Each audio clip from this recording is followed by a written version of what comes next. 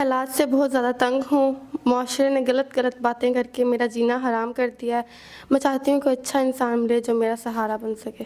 السلام علیکم ناظرین، آج میرے ساتھ وہی بہن موجود ہیں جو کہ پہلے مالک مکان کی ستائی ہوئی اور اپنے حالات کی ستائی ہوئی، اور اس کے بعد ان لوگوں نے بھی کسر نہ چھوڑی، معاشرے کے لوگوں نے، جن کے لیے انہوں نے نکاح کا پیغام بھیجا تھا۔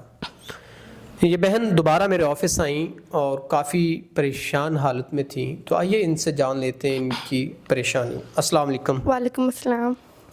اچھا بہن، آپ ہمارے دفتر آئی تھیں، تب آپ نے نکاح کا پیغام دیا، آپ نے اپنے سارے حالات زندگی بتائے، تو اس کے بعد آپ نے نکاح کا پیغام بھیجا۔ لوگوں نے آپ کے ساتھ ایسا کیا رویہ اختیار کیا جس کی وجہ سے آپ بڑی پریشان ہیں؟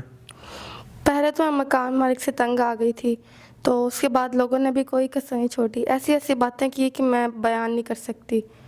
اور مطلب کہ میں نے تو نکاح کا پیغام دیا تھا نا، تو انہوں نے بہت زیادہ غلط باتیں کی، ان کو بالکل بھی ایسا نہیں کرنا چاہیے تھا۔ ناظرین، اگر کوئی آپ کو نکاح کا پیغام دیتا ہے تو آپ کو چاہیے کہ آپ نکاح کو عام کریں، نہ کہ ایک بندہ اچھائی کا پیغام دے رہا ہے تو آپ اسے برائی کی طرف لے جائیں، یہ غلط بات ہے۔ اس بہن نے نکاح کا پیغام دیا، اور نکاح ایک نیکی کا کام ہے، بہت سی برائیوں سے بچاتا ہے نکاح، تو آپ اگر ان کے حوالے سے سیریس ہے تو آپ کو چاہیے تھا کہ آپ نکاح کرتے۔ اچھا بہن، اگر کوئی سنسیئر پرسن، وہ ہوا جو سو ہوا، اگر کوئی اچھا انسان جو کہ آپ کی ذمہ داری کو ذمہ داری سمجھے، آپ کا خیال کرے، آپ کی تمام تر ضروریات زندگی کو پورا کرے، اگر یہ تمام تر چیزوں کو دیکھتے ہوئے اگر کوئی اچھا انسان آپ سے نکاح کرتا ہے تو آپ کا کیا خیال ہے؟ تو میں تیار ہوں۔ واقعی میں ہی تیار ہیں آپ؟ جی۔